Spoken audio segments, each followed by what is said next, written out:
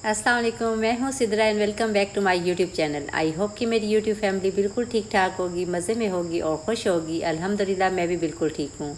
आज संडे और बच्चों ने फरमाइश की थी कि नाश्ता बाहर जाके करना है, क्योंकि काफ़ी टाइम से ही हमें कहते हैं कि बाहर जाके नाश्ता करना है और सब ने इकट्ठे जाना है, क्योंकि जब सब इकट्ठे होते हैं तो ज़्यादा इंजॉय करते हैं। बच्चों की तो वेकेशन चल रही थी, लेकिन मेरे हस्बैंड और देवर का ऑफ जो है वो संडे को ही होता है। लास्ट संडे हमारी शिफ्टिंग चल रही थी और इस संडे तो इन्होंने ज़िद कर ली, मौसम भी अच्छा था तो हम भी मान गए। नाश्ते के लिए हम आए थे कैंट में। पठानों का एक मशहूर होटल है, यहाँ का नाश्ता बहुत ही फेमस है। नाश्ता बहुत टेस्टी भी होता है और बहुत वैरायटी भी होती है यहाँ पे।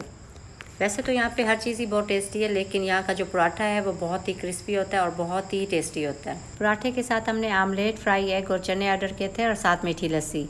बहुत क्विक सर्विस थी और फ़ौरन से सर्विस शुरू हो गई। हर चीज़ गर्म और फ्रेश थी और पराठे तो वाकई बहुत क्रिस्पी और मज़े के थे।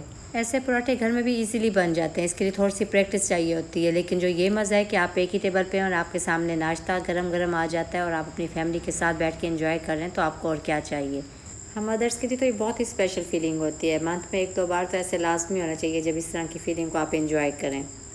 बच्चे तो बहुत ज़्यादा खुश थे, घर में तो इनसे एक पराठा नहीं खाया जाता और यहाँ पे एक पराठे के बाद भी इनका दिल चाह रहा था कि और पराठा मिल जाए। नाश्ता वाकई बहुत टेस्टी था और आज मौसम भी बहुत मज़े का हो रहा था। गर्मा गर्म पराठे आ रहे थे और हम अपना नाश्ता एंजॉय कर रहे थे। जैसे ही गर्म पराठा आता था दिल चाहता था अभी और भी खा लें, हाथ रुक ही नहीं रहा था। हमारे घर में गर्मियों में चाय बिल्कुल भी नहीं बनती और मरियम को चाय इतनी पसंद है कि वो कहती है गर्मियों में भी मुझे चाय मिल जाए। पठानों की तो चाय वैसे ही बहुत मशहूर है। मरियम ने आते ही कहा कि मम्मा मैंने आज सिर्फ चाय पीनी है। मैंने कहा अगर आप नाश्ता करोगे तो फिर आपको चाय मिलेगी, अगर आपने नाश्ता नहीं करना तो फिर चाय भी नहीं मिलेगी। लेकिन मरियम ने जब पराठा टेस्ट किया तो इसको वाकई अच्छा लगा और इसे सही से नाश्ता कर लिया था। चाय का तो हमने इससे प्रॉमिस किया था, तो हमने अपना प्रॉमिस पूरा किया और इसके लिए स्पेशल चाय ऑर्डर की।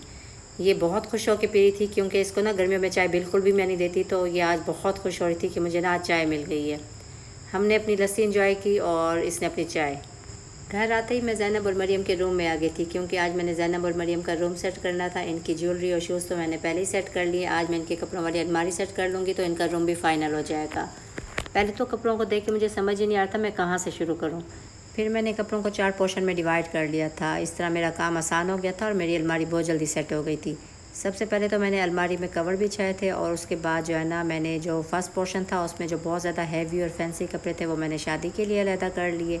सेकंड पोर्शन में जो लाइट फैंसी कपड़े होते हैं और पार्टी वेयर में आराम से चल जाते हैं, वो मैंने पार्टी वेयर के लिए एक पोर्शन बना लिया था। थर्ड पोर्शन में जो है लॉन कॉटन के जितने भी स्टफ़ थे और पार्टी वेयर के थे वो मैंने अलग एक पोर्शन बना लिया था। फोर्थ एंड फाइनल पोर्शन ये था कि उसमें आपके रेगुलर और रूटीन के कपड़े थे जो आपने डेली बेसिस पे यूज़ करने थे। कपड़े तो ऑलरेडी मैंने प्लास्टिक बैग में पैक करके रखे हुए थे। अब पोर्शन बनाने से काम और भी आसान हो जाएगा। जिस तरह का आपको ड्रेस चाहिए होगा आप उसी पोर्शन से निकालेंगे और आपकी अलमारी ना ख़राब भी नहीं होगी। अल्हम्दुलिल्लाह आज ज़ैनब मरियम का रूम भी सेट हो गया। मेरा जो भी रूम सेट होता जा रहा है मैं आपके साथ शेयर करती जा रही हूँ, क्योंकि मुझे आपके बहुत ज़्यादा कमेंट्स आ रहे थे कि अपना होम टूर क्यों नहीं दे रहे। खाली घर का तो मैंने आपको होम टूर दे दिया था, लेकिन जो रूम मेरा सेट होता जा रहा है मैं आपके साथ शेयर करती जा रही हूँ।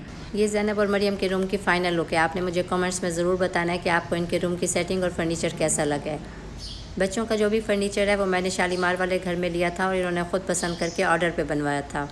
मेरे बेडरूम का फर्नीचर और सैलून का जितना सामान है वो भी ममा के घर पे ही है। जो सामान हम लेके आए थे वो अब जाके सेट हुआ है और आज संडे है, इंशाल्लाह ये वाला सामान भी हम लाजमी उठा लेंगे और फिर ना मैं आहिस्ता आहिस्ता सेट करती रहूँगी।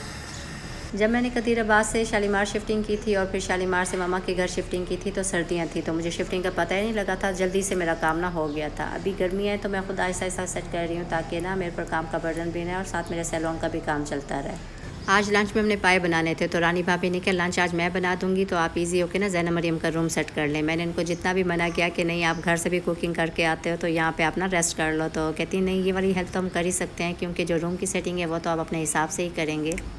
तो इस तरह मेरी काफ़ी हेल्प भी हो गई थी और ज़ैनब मरियम का रूम भी आज फाइनल हो गया था। पाई की तो रेसिपी मैं रिकॉर्ड नहीं कर सकी क्योंकि मैं ऊपर रूम सेट कर रही थी। मैं आपके साथ एक ऐसी रेसिपी शेयर करूँगी जो बहुत क्विक, टेस्टी और ईजी है। मैं बना रही थी प्याज और कीमा। सबसे पहले मैंने मिसाले में कीमा डाल दिया था, नमक, मिर्च और हल्दी डाल दी थी। उसके बाद मैंने जब कीमे को भून लिया था तो मैंने कीमा निकाल लिया था मरियम के लिए। आपको पता है कि वो प्याज वाला कीमा नहीं खाती, तो उसके बाद मैंने उसमें डाल दिया था खुश्क धनिया और काली मिर्च और लास्ट में मैंने प्याज डाल दिया था और इसको सिर्फ 5 मिनट आपने कुक करना है, क्योंकि प्याज आपको क्रिस्पी ही रखना है। लंच रेडी हो गया था। लंच से फ्री होते ही मैं आ गई थी सैलून पे। अभी सैलून की सेटिंग तो नहीं, लेकिन ड्राइंग रूम में मैंने सैलून सेट करना है, तो जो रेगुलर क्लाइंट थे उनके रूटीन के काम चल रहे थे। इरम करी थी थ्रेडिंग और आज आपकी स्पेशल क्लास भी थ्रेडिंग की है। मुझे बहुत ज़्यादा कमेंट्स आते हैं कि हम घर में रह के किस तरह अर्निंग कर सकते हैं। तो अर्निंग के लिए लर्निंग मस्ट है और उसके लिए आपको ना हार्ड वर्क करना पड़ेगा। कोई भी काम बगैर मेहनत के नहीं होता। सिर्फ कह देना काफ़ी नहीं होता कि हमने अर्निंग करनी है, उसके लिए आपको सख्त मेहनत करनी पड़ती है। 25 साल से मैं सैलून चला रही हूँ। अल्हम्दुलिल्लाह घर बैठ के मैं मंथली बहुत अच्छी अर्निंग कर लेती हूँ और मेरी बहुत सी स्टूडेंट्स जो हैं वो ब्यूटिशियन का कोर्स करके बहुत अच्छे सैलून बना चुकी हैं। आजकल मीडिया का दौर है, तो मैंने जो है ना जनवरी 2024 में अपना ऑनलाइन बिज़नेस शुरू किया था और साथ ही मैंने व्लॉगिंग शुरू कर दी थी। व्लॉगिंग का एक ख़ास मकसद ये भी था कि बहुत सी बच्चियाँ ऐसी हैं जो घर से बाहर आके ब्यूटिशियन कोर्स नहीं कर सकती, तो उन्होंने मुझे स्पेशली कहा था कि आप हमें ना ऑनलाइन क्लासेस दिया करें। ब्यूटिशियन कोर्स की तो मैंने क्लासेस स्टार्ट कर दी हैं, क्योंकि मुझे काफ़ी ज़्यादा कमेंट्स आ रहे थे कि हम घर बैठ के अर्निंग करना चाहते हैं, तो आप हमें गाइड करें। तो लेडीज़ के लिए तो ये बेस्ट वे है, क्योंकि इसमें बहुत कम बजट में आप एक अच्छा स्टार्ट कर सकते हैं और आपका अगर काम अच्छा होगा तो आपके पास क्लाइंट लाजमी आते हैं। तो आपने एक कॉपी और पेन लेना है और उसमें जो भी क्लास मैं देती हूँ आपने उसको नोट करना है और उसकी प्रैक्टिस लाजमी करनी है। सैलून का जो सबसे अहम पार्ट है वो है थ्रेडिंग। इसके बगैर आपका सैलून बिल्कुल भी नहीं चल सकता। अगर आपकी प्लकिंग अच्छी होगी तो आपके पास बहुत दूर से भी क्लाइंट आते हैं। अक्सर लेडीज़ जो है ना सिर्फ प्लकिंग के लिए आते हैं सैलून पे, और जो न्यू क्लाइंट होते हैं वो आपके काम का लेवल चेक करने के लिए ना प्लकिंग से ही स्टार्ट लेते हैं। अगर आपकी प्लकिंग उन्हें अच्छी लगती है तो फिर उसके बाद वो पॉलिश और फेशियल भी कराते हैं और बाकी कामों में भी उनको तसल्ली हो जाती है। अब मैं आ गई थी मम्मा के घर, क्योंकि यहाँ से मैंने सैलून का भी सामान उठाना था और जो मेरे बेडरूम का सामान रह गया था वो भी लोड कराना था। मामा के डाइनिंग रूम में जो शोकेस था वहाँ मैंने अपने सैलून का सामान सारा सेट किया हुआ था, तो आज मैं वो खाली करी थी तो मुझे अजीब सी फीलिंग हो रही थी। ऐसे लगता था कि दोबारा से मेरी रुखसती हो रही है और मैं मम्मा के घर से दूर जा रही हूँ। खैर मुझे अब ये तसल्ली तो है कि मेरा घर मम्मा के घर के बिल्कुल करीब है और मैं जब चाहूँ मम्मा के घर आ सकती हूँ। तो मम्मा का जो सामान था वो मैंने दोबारा से उसमें सेट कर दिया था, ताकि उनका जो सामान है वो दोबारा से अपनी जगह पे आ जाए और मेरा सामान जो है ना वो पैक होके मेरे घर में आ जाए। सामान लोड हो रहा था, कुछ देर में मम्मा के पास बैठी और उसके बाद हम सामान लेके अपने घर आ गए। जैसे ही हम घर पहुँचे एकदम से मौसम चेंज हो गया और तेज़ बारिश शुरू हो गई। शुक्र है बारिश में हमारा सामान नहीं भीगा और हम सेफली ना घर पहुँच गए थे।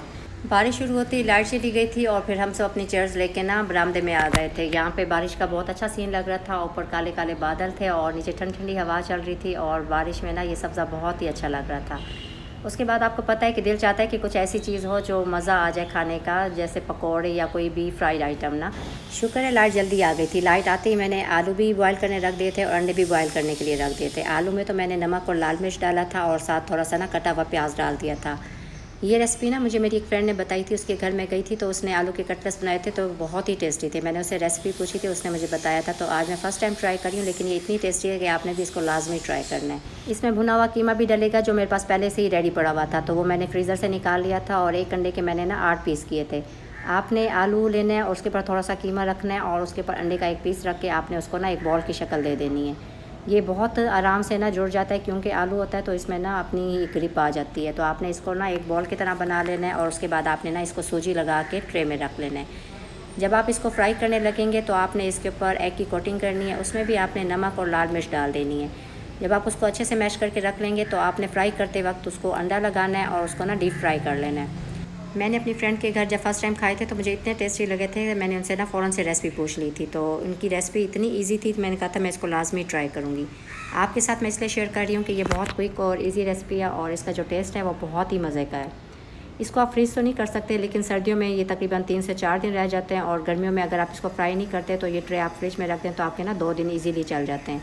लेकिन जब आपने खाने हो आप तभी गरम गरम फ्राई करेंगे और इसको ना मज़ा लेंगे। अच्छा, इसको खाने का इतना मज़ा आता है कि कभी इसमें कीमे का टेस्ट आ रहा है, कभी अंडे का और कभी आलू का। मेरी फैमिली को तो ये कटलेट्स बहुत पसंद आए थे। आपने भी इस रेसिपी को लाजमी ट्राई करना है और फिर मुझे कमेंट्स में बताना है कि आपको ये रेसिपी कैसी लगी है। बारिश रुक गई थी और मौसम बहुत मज़े का हो रहा था, तो बच्चों ने फरमाइश की चाची से कि हमें ना चेज़ वैल्यू लेके जाएँ, हमने कोई ज्वेलरी लेनी है। चाचू चाची फ़ौरन से रेडी हो गए थे तो बच्चों ने चाचू जिंदाबाद के नारे शुरू कर दिए थे। तो ये बच्चों को लेके चेज़ वैल्यू चले गए थे और यहाँ पे उन्होंने ना खूब फ़न किया और अच्छी सी ज्वेलरी भी लेके आए थे। तो मैं नेक्स्ट वीडियो में ना आपके साथ शेयर करूँगी। लेट नाइट तक गपशप चलती रही और मौसम को एंजॉय करते रहे। मौसम इतना मज़े का था कि आज तो अंदर जाने का दिल ही नहीं चाह रहा था। ठंडी ठंडी हवा थी और सब्ज़ा ना बहुत अच्छा लग रहा था। हमें टाइम का एहसास नहीं हुआ और ना सबको दोबारा से भूख लग गई थी। उस टाइम तो सबने कटलेट्स खाए थे तो किसी का भी दिल नहीं था, तो अब जो है ना हल्की फुल्की भूख सबको ही लग रही थी। तो हमने कहा चलो फ़ोन पे ऑर्डर दे देते हैं, लेकिन जो है ना जिसको भी फ़ोन कर रहे थे वो यही कह रहा था कि मौसम ख़राब है और डिलीवरी ना पॉसिबल नहीं है।